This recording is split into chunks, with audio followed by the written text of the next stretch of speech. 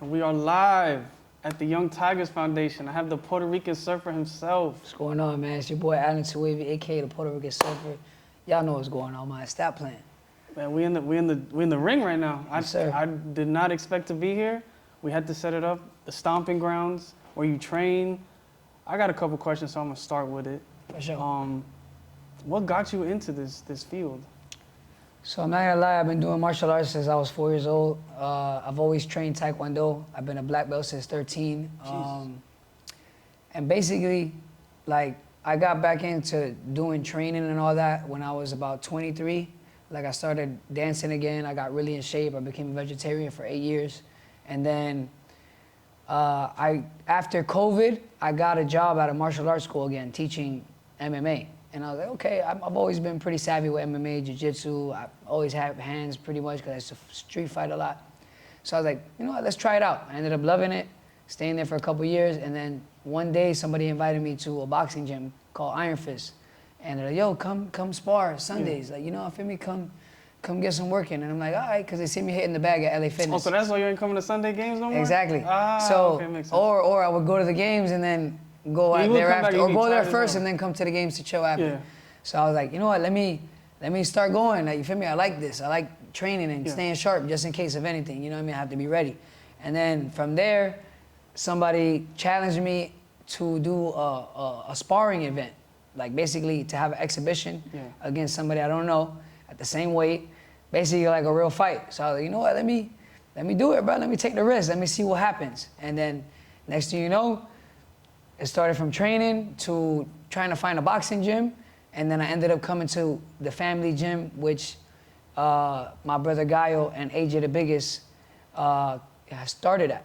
Well, not really started their boxing careers, but started the bare knuckle career. Yeah. And then at the same time, I had a dude named Leo Carrera, that he is also a bare knuckle fighter that was at the LA Fitness. And he was telling me, he's like, yo, bro, just come. Tigre is gonna treat you like family. Tigre is the owner. His name is Eric Castanos, 10-time world champion legend, which is the one basically showing me everything I know about boxing. And he's like, yo, bro, he'll take care of you. He'll treat you like family. Yeah. So I was like, all right, let me go through. Yeah. I came, and the rest is history. I've been here for about a year now, and yeah. So with intertwining all those things, you said black belt from 13. You've kind of been active. You said street fighting, you break dance, play sports, you're active. So like, does that help with your boxing career, like your mobility and maybe your stamina compared to like someone that's just starting, you know?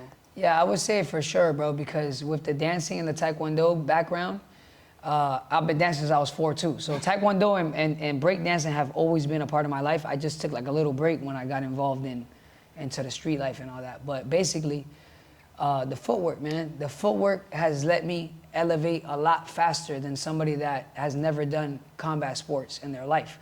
So with the break dancing, there's a lot of, obviously you're dancing, there's a rhythm, the way you're moving, the way your feet move up and down, left, right. Same thing with the Taekwondo, it's very fast, in and out, to the side, switching stances.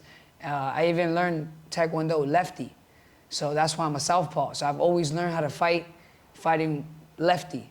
And I'm really a righty. You're right hand so it makes me be able to, I can fight both ways. I'm a switch fighter, but definitely, that has played a major role. And I would say with the breakdancing, being able to control your body weight in all different type of angles and spinning on your head with the neck strength, it just all translated well into the boxing, bro. It just made me elevate a lot faster than somebody that's never like Yeah, because I feel like it's a lot of stuff that you've kind of prepped yourself to this, because you're talking about you being a vegan or, you know, your diet and, you know, like something of training is, if someone just wants to jump in it, they may not be accustomed to that and they may, you know, throw the towel in. So like, I feel like everything you've accomplished throughout your whole life, it kind of just brings to this. I mean, you're gonna fight at the Micosukee, like. I know, brother. How do you feel about that? It's pretty surreal. I ain't gonna lie. Like, the other day I was just trying to fight out for the first time in such a long time. I used to compete when I was little, but like,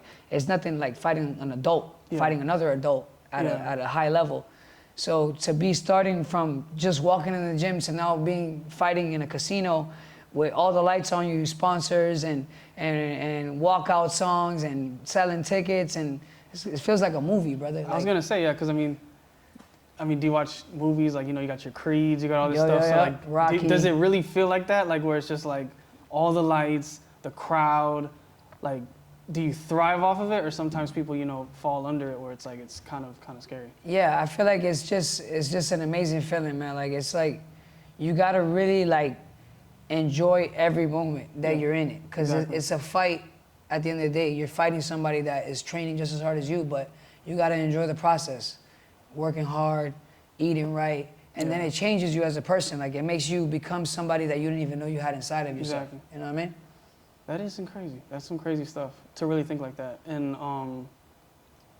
like, what else do you think is next from here? Because I feel like a second ago you just started this, and now it's like Micosukee. I feel like next is the Hard Rock. Then you go like worldwide. You're traveling, like Olympics. You know, you can do like possibilities are endless for you. And I know you have that work ethic and that motivation for it. That's a fact. I think, like you said, like one thing, man, you have to have is discipline in this life. Like if you want to do anything, you got to really be at it every single day.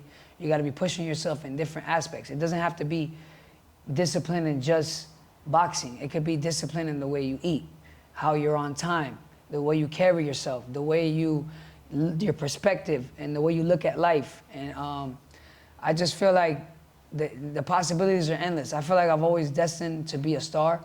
I've always had that drive to want to push myself to be better and to motivate others. That's one thing too, bro. I'm not like a person that's very cocky. Like, oh, I gotta prove to everybody that, oh, I'm the best and have to talk about it. I'm more of like, yo, I'm gonna stay quiet, do what I gotta do, and when the time for me to shine, I'm gonna shine. Yeah. And if I don't shine, I'm going back to the drawing board and getting back to work.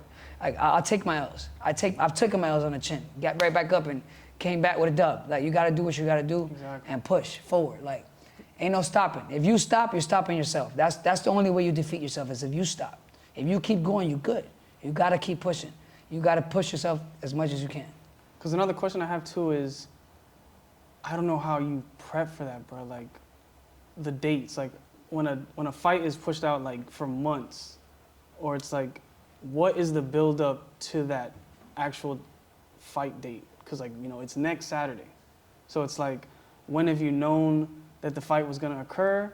And then your prep time, and then how do you keep yourself mentally strong and physically strong at the same time? Like, I feel like that's crazy. Like the build up, like a deadline and knowing it's that time, and then you're just working and working and working to that point. Like, is there times where, you know, mentally it's exhausting and draining because you're like, yo, I just want this fight to happen already? Or like, what is your thought process on that?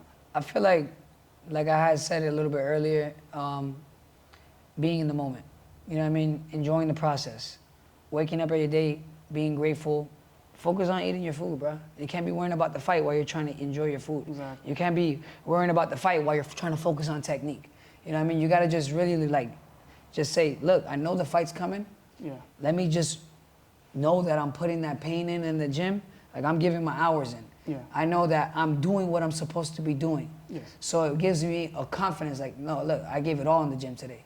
I did 20 rounds, I did 25 rounds. I went to work, I ate well today. I did what I had to do, taught the kids, and then I get out of work and I'm back in the gym again, another session. You know what I mean? Like, if you, like Bud Crawford said it perfect. He's like, yo, the more days that I'm working hard, I know I'm killing myself in that gym, the more days I know I got on top of you.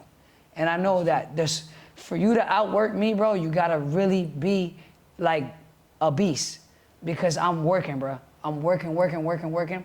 And that's what kind of gives me the peace of mind, knowing that I'm giving it all. I'm leaving it all on the floor right there. For breakers, we say leave it on the floor. Like, go out there and just go. When you get in that ring, leave it all on the ring.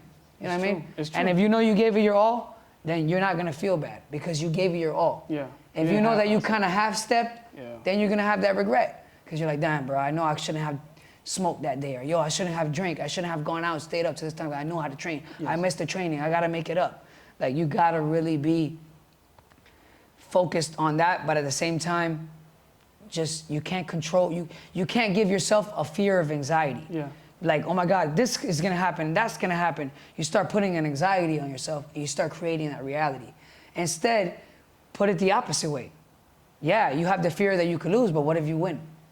What if you knock him out? Why don't you put yourself up in that aspect? You have to think Why are you only positive. thinking about the negative? Think about what possible, I could hit him and he could fly out the ring. Why don't you tell yourself that instead of telling yourself, oh man, I think if he hits me and I'm gonna react the wrong way and then, oh man.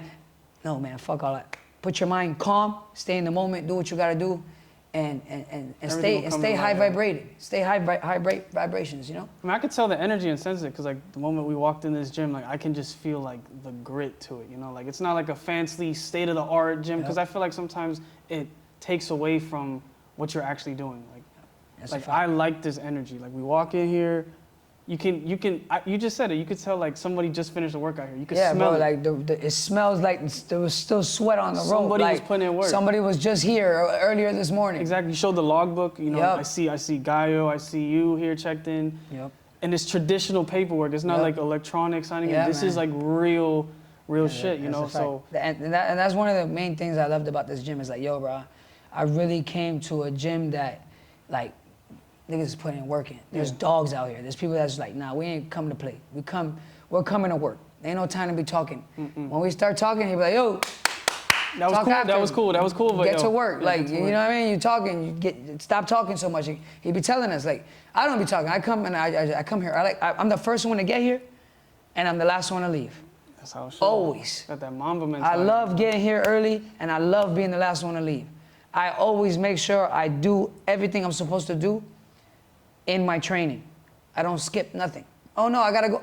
I better be here early then. If I gotta get out of here early, I gotta make sure I do what I have to do. That time management is key. You know what I mean? That time management exactly. That discipline. All back to that discipline, man. Oh, yeah? Hey man, I got my ticket. I hope to see y'all there.